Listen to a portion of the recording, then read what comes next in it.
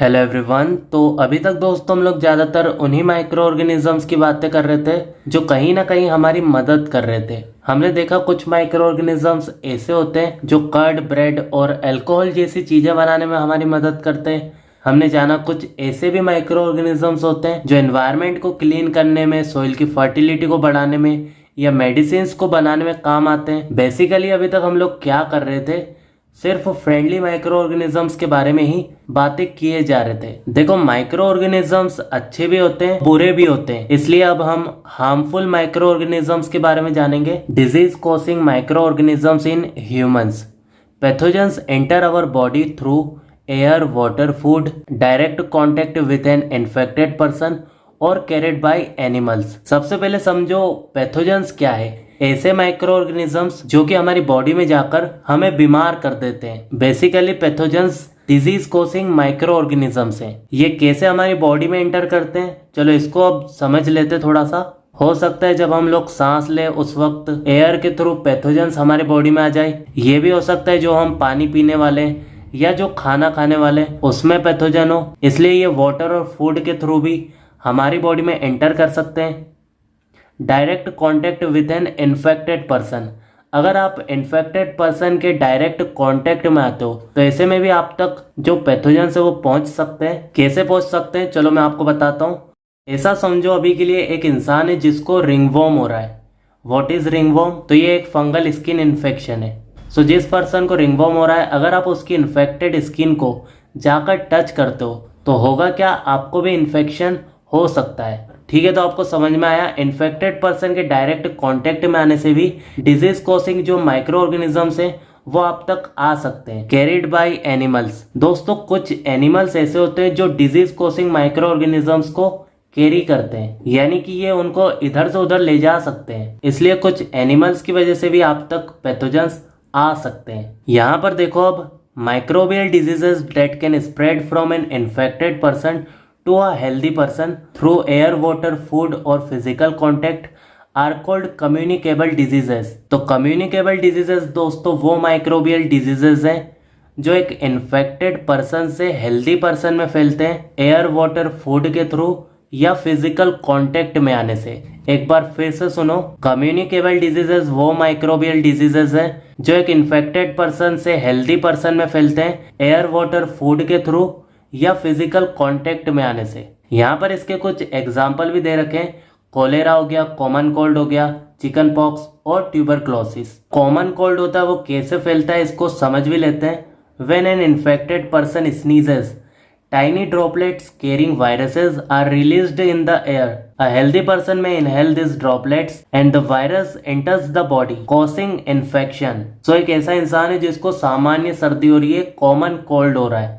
अब वो जब छींकेगा तो होगा क्या, टाइनी ड्रॉपलेट्स जिनके अंदर वायरस होंगे वो रिलीज हो जाएंगी एयर के अंदर। एक बार फिर से सुनो, इन्फेक्टेड पर्सन जब छींकेगा तो टाइनी ड्रॉपलेट्स एयर में रिलीज हो जाएंगी जिनके अंदर वायरस होगा। अब यही ड्रॉपलेट्स जब हेल्दी पर्सन के शरीर में जाएंगी सांस लेते वक्त तो होगा क्या, हेल्दी पर्सन की बॉडी में वायरस एंटर कर जाएंगे और हो सकता है जो स्वस्थ इंसान है उसे भी कॉमन कोल्ड हो जाए। वैसे आप लोगों ने नोटिस किया होगा, हमारे घर में किसी एक को सामान्य सर्दी होती, कॉमन कोल्ड होता है तो धीरे धीरे सभी को होने लगता है। There are some insects and animals which act as carrier of disease causing microbes. तो कुछ ऐसे इंसेक्ट होते हैं, कुछ ऐसे एनिमल होते हैं जो डिजीज कॉजिंग माइक्रो ऑर्गेनिजम्स को कैरी करते हैं। क्या मतलब है इसका, ये पैथोजेंस को यहाँ से वहाँ लेकर जाते हैं। ठीक है, क्लियर है। एग्जाम्पल ऑफ कैरियर्स देख लेते हैं। House fly. अब ये क्या है दोस्तों, जो घरों में मक्खियां होती ना उन्हीं की बात हो रही है। The fly sit on the garbage and animal excreta. Pathogens stick to their bodies. When this fly sit on uncovered food they may transfer the pathogens. whoever eats the contaminated food is likely to get sick. Precaution: always keep food covered and avoid consuming uncovered food. देखो, जो मक्खियाँ होती है इनको गंदी जगह में जाकर बैठना बहुत पसंद है, इसलिए ये क्या करती है, गार्बेज में जाकर बैठ जाती है, कूड़े कचरे में जाकर बैठ जाती हैं या फिर एनिमल एक्सक्रेटा पर जाकर बैठ जाती हैं। बेसिकली जब ये ऐसी जगहों पर जाकर बैठ जाती है तो होता क्या है, इनकी बॉडी पर बहुत सारे पैथोजेंस चिपक जाते हैं। अब जब यही मक्खियाँ अनकवर्ड फूड पर जाकर बैठती है तो हम जो खाना खाने वाले हैं उसमें पैथोजेंस आ जाते हैं, क्योंकि मक्खियाँ जब बैठती हैं तो पैथोजेंस ट्रांसफर हो जाते हैं। वैसे दोस्तों, जिस खाने में डिजीज कोसिंग माइक्रो ऑर्गेनिजम्स है उस खाने को जो भी खाएगा वो बीमार भी हो सकता है। इसलिए हमेशा हम लोगों को क्या करना चाहिए, हमारा जो खाना है उसको कवर करके रखना चाहिए और ऐसा खाना नहीं खाना चाहिए जो बहुत समय से ढका हुआ नहीं है। Female anopheles mosquito carrier of malaria parasite Plasmodium. तो जो फीमेल एनोफिलीज मस्कीटो होती है दोस्तों, वो कैरी करती है मलेरिया को कोस करने वाले प्रोटोजोन प्लाज्मोडियम को। चलो मलेरिया किस तरह से फैलता है इसको अच्छे से समझ लेते हैं। सुनो, ये एक ऐसा इंसान है जिसको पहले से ही मलेरिया है। फीमेल एनोफिलीज मस्कीटो आएगी, इस पर्सन को काटेगी, खून चूसेगी और प्लाज्मोडियम लेकर चली जाएगी। मतलब जब वो खून चूसेगी उस वक्त प्लाज्मोडियम भी आ जाएगा। इसके बाद होगा क्या, female anopheles mosquito healthy person की ब्लड स्ट्रीम में अपने सलाइवा के थ्रू प्लाज्मोडियम को इंजेक्ट कर देगी। ठीक है, तो जो प्लाज्मोडियम है वो कहाँ आ गया है, ब्लड में। अब ब्लड से ये सीधा कहाँ पर जाएगा, लिवर में। लिवर में क्या होगा दोस्तों, जो प्लाज्मोडियम है वो अपने आप को मल्टीप्लाई करेगा, अपना नंबर बढ़ाएगा।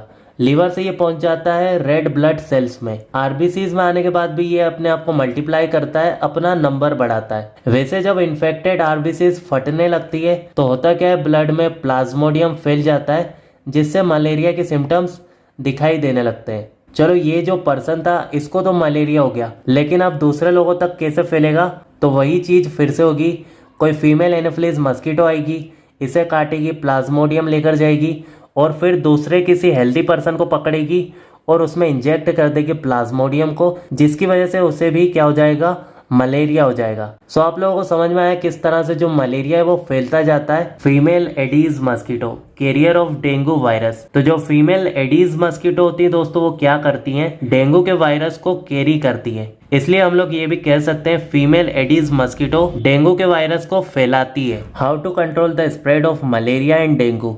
तो किस तरह से मलेरिया और डेंगू को फैलने से रोका जा सकता है। Do not let water collect anywhere. आपको हर कहीं पर पानी को इकट्ठा नहीं होने देना है, क्योंकि जो मच्छर होते हैं वो रुके हुए पानी में अंडे देते हैं। Cover water containers. Water containers को आपको ढक के रखना है, जैसे कि मटका हो गया, पानी की टंकी हो गई। Keep surrounding clean and dry. हमें अपने आसपास, अपने घर के आसपास कूड़ा कचरा नहीं करना है, एकदम साफ सफाई रखनी है। एक और चीज, हमें सूखा भी रखना है, मतलब कि ऐसा ना हो कि हम बहुत ज्यादा गीला करके रख रहे हैं। Use mosquito nets while sleeping. Wear full sleeved clothes to avoid mosquito bites. आप लोगों को सोते वक्त मच्छरदानी का इस्तेमाल करना है और फुल स्लीव क्लॉथ्स पहनने, ताकि आपको मच्छर काट ना सके। सो ये वाला जो टॉपिक है दोस्तों वो हमने पूरी तरह से वैसे तो पढ़ लिया है, लेकिन अभी एक टेबल और रह गई है जो कि हम नेक्स्ट वीडियो में देखेंगे।